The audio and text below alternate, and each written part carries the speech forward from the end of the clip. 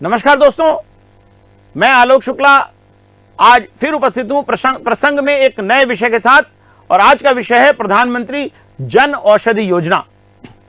सभी को सस्ती जेनेरिक दवाएं उपलब्ध कराने का विचार सन 2008 में राजस्थान के चित्तौड़गढ़ के तत्कालीन कलेक्टर डॉक्टर समित शर्मा को आया और उन्होंने अपनी पहल पर यह योजना प्रारंभ की। योजना बेहद सफल रही और इसके लिए समित को प्रधानमंत्री पुरस्कार भी मिला। इसके बाद सभी को सस्ती कीमत पर गुणवत्तापूर्ण जेनेरिक दवाएं उपलब्ध कराने के लिए यह योजना नवंबर 2008 में तत्कालीन यूपीए सरकार के समय लॉन्च की गई थी। पहला जन औषधि केंद्र नवंबर 2008 में अमृतसर में खुला। तब जेनेरिक दवा की श्रेणी में केवल कुछ जरूरी दवाओं को ही रखा गया था, पर यह योजना जागरूकता और सरकार की अनदेखी के कारण आज विफल होती दिखाई पड़ रही है। साल 2015 में वर्तमान एनडीए सरकार ने जन औषधि योजना की उपयोगिता को समझते हुए कुछ जरूरी सुधारों के साथ इसे दोबारा लागू किया गया और इसका नाम प्रधानमंत्री भारतीय जन औषधि केंद्र या पीएमबीजेके दिया गया। जेनेरिक दवाओं को समर्पित आउटलेट खोले गए। पीएमबीजेके पोर्टल के अनुसार 12 अप्रैल 2022 तक इसमें 1616 दवाएं और 250 सर्जिकल आइटम उपलब्ध हैं। इस योजना का एक और लक्ष्य दवा की दुकानें खोलकर रोजगार पैदा करना भी बताया गया है।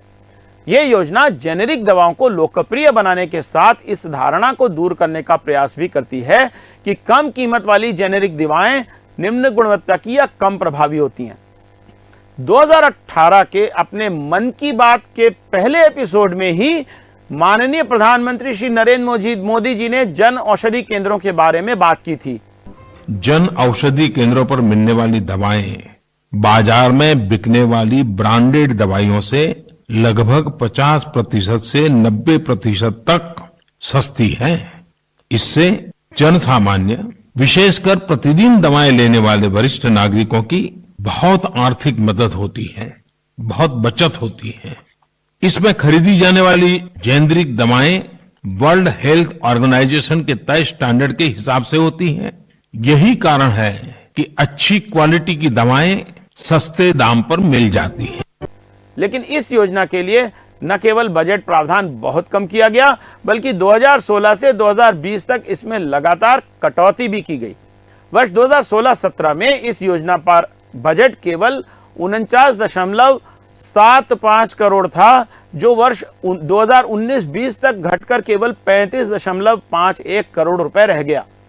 कोविड के समय वर्ष 2020-21 में बजट प्रावधान को कुछ बढ़ाकर 65 करोड़ रुपए किया गया और वर्ष 2021-22 में यह 68.5 करोड़ रुपए हुआ। वर्ष 2022-23 के बजट के लिए आवंटन 72.5 करोड़ रुपए था। इस बीच लोकसभा में एक तारांकित प्रश्न के उत्तर में यह जानकारी दी गई है कि देश में 433 जन औषधि केंद्र बंद हो चुके हैं।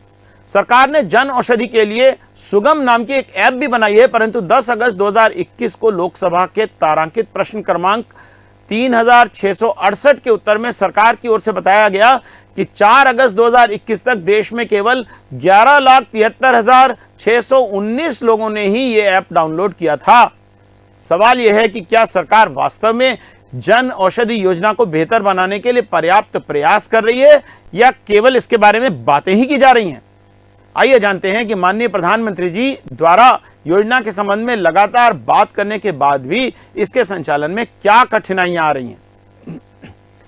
पीएमबीजेपी की समीक्षा करने वाली संसदीय स्थायी समिति ने 17 मार्च 2021 को लोकसभा में प्रस्तुत की गई अपनी रिपोर्ट में सिफारिश की थी कि गरीबों और जरूरतमंदों को सस्ती दरों पर गुणवत्तापूर्ण जेनेरिक दवाएं उपलब्ध कराने के लिए बीपीपीआई को तब तक बजटीय अनुदान दिया जाना चाहिए जब तक ये आत्मनिर्भर न हो जाए।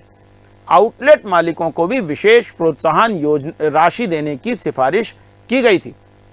हालांकि सीजीएचएस, ईएसआई, रेलवे अस्पताल, पीएसयू अस्पताल, जेलों में डिस्पेंसरी, सेना अस्पताल, ईसीएचएस और राज्य सरकारों की स्वास्थ्य सेवाएं लाभार्थियों के लिए दवाओं की खरीद एक बहुत बड़े बजट से करती हैं, लेकिन ये संस्थान जन औषधि केंद्रों से दवा नहीं खरीदते। देश में दवाओं की कुल खपत लगभग सालाना 1.5 लाख करोड़ रुपए की है, लेकिन 2019-20 के दौरान केवल 433.60 करोड़ की दवाओं की बिक्री ही इन केंद्रों से हुई। संसद की समिति को विभाग ने बताया कि एक आउटलेट से एक महीने में औसतन केवल 1800 से 2000 लोग ही दवाएं खरीद रहे हैं। बीपीपीआई वर्तमान में अपने कुल कारोबार का 14% सकल और 9% शुद्ध मार्जिन पर काम करता है, और यह कमीशन वो आउटलेट के मालिकों से लेता है, जिसके कारण आउटलेट अलाभकारी हो गए हैं। संसदीय समिति ने सिफारिश की थी कि बीपीपीआई को स्वयं के आउटलेट खोलना चाहिए। पीएमबीजेपी की आपूर्ति श्रृंखला अक्षम है, दवाएं पहुंचाने में बहुत देर होती है, इसलिए कई आउटलेट पर अनेक महत्वपूर्ण जेनेरिक दवाएं उपलब्ध ही नहीं रहती और लोग अन्य दुकानों से दवाएं खरीदने पर मजबूर हो जाते हैं। इससे जन औषधि आउटलेटों की साख भी गिरती है।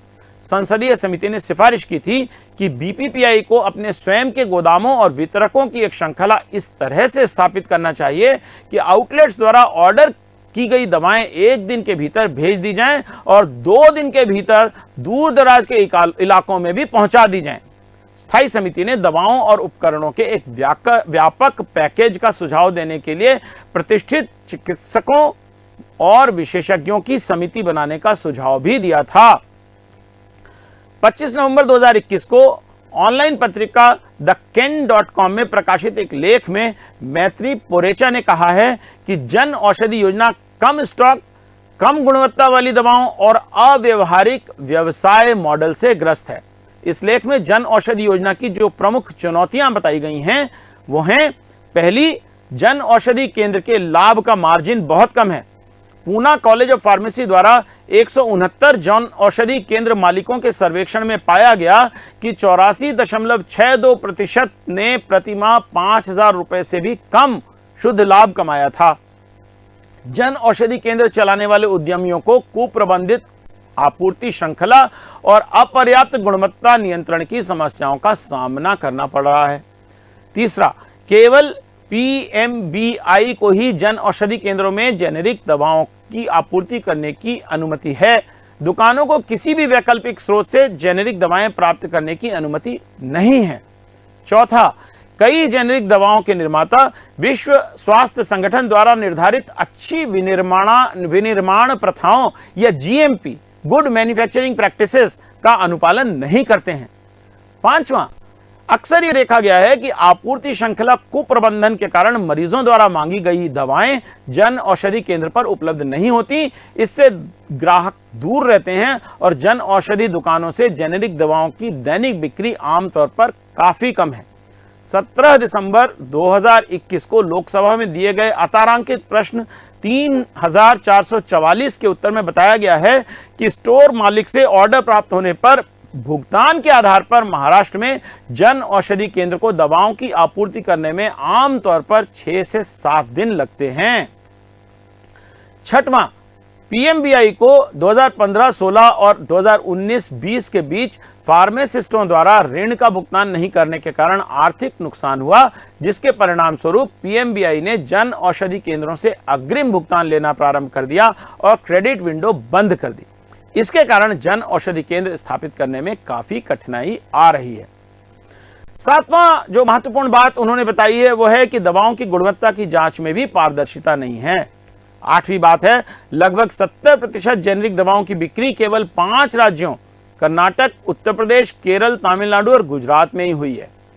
नौवां, डॉक्टर अक्सर जेनेरिक दवाएं लिखने से कतराते हैं। हालांकि हाल ही में यह खबर भी आई है कि नेशनल मेडिकल कमीशन ने जेनेरिक दवाएं नहीं लिखने वाले डॉक्टरों पर कार्यवाही करने की बात कही है। बहुत से डॉक्टर इस फरमान का विरोध भी कर रहे हैं। प्रसंग के इस एपिसोड को समाप्त करने के पहले जेनेरिक और ब्रांडेड दवाओं की डिबेट को भी समझते हैं। इसके लिए हमें यह जानने की जरूरत है कि ब्रांडेड दवाएं महंगी क्यों होती हैं और जेनेरिक दवाएं सस्ती क्यों होती हैं। इसका कारण यह है कि दवा कंपनियों को नई दवाएं बनाने के लिए लंबा और खर्चीला शोध करना होता है। इसके बाद नई दवाओं को सरकार से पास कराना पड़ता है और फिर डॉक्टरों को नई दवाओं की पूरी जानकारी पहुंचाने के लिए भी धन का व्यय करना पड़ता है। कंपनियां ये सारा पैसा अपनी दवाओं की बिक्री से ही निकालती हैं, इसलिए नई दवा इजाद करने वाली कंपनी को कुछ वर्षों तक अपनी दवा अपनी ब्रांड पर ही बेचने की अनुमति होती है। जब कंपनी अपना व्यय किया हुआ पूरा पैसा वापस कमा लेती हैं, तो कुछ समय बाद उस फॉर्मूले पर सभी कंपनियों को दवा बनाने और जेनेरिक के रूप में बेचने की अनुमति मिल जाती है।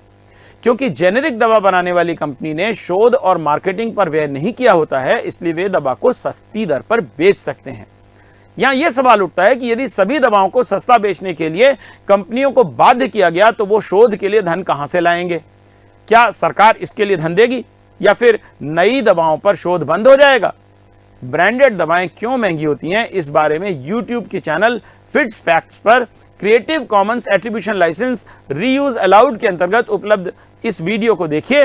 वीडियो का लिंक मैं डिस्क्रिप्शन बॉक्स में नीचे दे रहा हूं। दरअसल दवाओं की ब्रांडिंग ही दवाओं को इतना महंगा बनाती है, अन्यथा दवाओं की लागत वैल्यू इतनी कम होती है कि आप सोच भी नहीं सकते। कभी कभी तो 3000 रुपए की दवाओं का लागत मूल्य 30 रुपए से भी कम होता है। ब्रांडिंग में ऐसा क्या होता है जिससे कि दवाएं इतनी महंगी हो जाती हैं? मान लीजिए कि कोई विदेशी कंपनी है जो किसी बीमारी के इलाज पर रिसर्च कर रही है। कंपनी ने मेडिसिन बनाया, फिर वो आपके देश के बड़े नेताओं के पास आते हैं, उनसे कहते हैं कि हमारा मेडिसिन खरीदिए, हम आपको कमीशन देंगे। नेताओं के पास इसलिए आते हैं क्योंकि नेताओं के हाथ में सारा कंट्रोल होता है, डायरेक्टली या इनडायरेक्टली। अब गवर्नमेंट में बैठे लोगों को तो इसी बात का इंतजार रहता है, फिर किसी फिल्म स्टार को ठेका मिलेगा टीवी पर प्रचार करने का, ये दवा खरीदो, इतना लाभ है, इतना यूनिक है, दिन रात प्रचार शुरू। फिर डॉक्टर जो कि इन फॉरेन मेडिसिन कंपनियों का सबसे बड़ा एजेंट है, उसके पास कंपनियां अपने लोग भेजती हैं। ये लोग डॉक्टर्स को बढ़िया ऑफर, ज्यादा कमीशन, गिफ्ट इनके जरिए कन्विंस करने की कोशिश करते हैं। इस चेन में कितने लोग बढ़िया कमाई करते हैं? कंपनी, रिसर्चर, नेता या सरकारी अफसर, डॉक्टर, MR, मेडिकल स्टोर।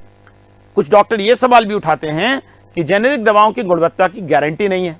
वैसे ये बात पूरी तरह से गलत है, क्योंकि बाजार में बिकने वाली सभी दवाओं की गुणवत्ता की जांच अनिवार्य है और ड्रग कंट्रोलर द्वारा इस पर नियंत्रण रखा जाता है।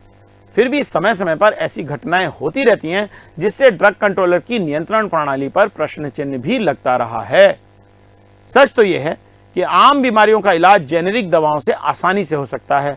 इसके लिए जन औषधि केंद्र पृथक से खोलने की आवश्यकता भी नहीं है, बल्कि डॉक्टर से इस बारे में जागरूकता पैदा करने की जरूरत है कि डॉक्टर अपने मरीज के पैसे बचाने में मदद करें और बहुत आवश्यक होने पर ही ब्रांडेड दवाएं लिखें। किसी सरकारी पब्लिक सेक्टर कंपनी की मोनोपोली की तो कोई आवश्यकता है ही नहीं। आमतौर पर देखा गया है कि दवा दुकानें वही दवाएं काउंटर पर रखती हैं जो आसपास के डॉक्टर लिखते हैं, क्योंकि उन्हीं दवाओं की बिक्री होती है। अगर डॉक्टर जेनेरिक दवा लिखने लगेंगे तो सभी दुकानों पर सस्ती जेनेरिक दवाएं मिलने लगेंगी और किसी जन औषधि योजना की आवश्यकता ही नहीं रह जाएगी। जब तक डॉक्टर जेनेरिक दवा नहीं लिखेंगे, तब तक महज जन औषधि केंद्र खोलने भर से कोई लाभ नहीं होने वाला है। तो दोस्तों, जेनेरिक और ब्रांडेड की डिबेट और प्रधानमंत्री जन औषधि योजना के बारे में ये एपिसोड आपको कैसा लगा, हमें फीडबैक जरूर दीजिएगा। अगले सप्ताह उपस्थित होंगे प्रसंग के एक नए अंक के साथ। नमस्कार।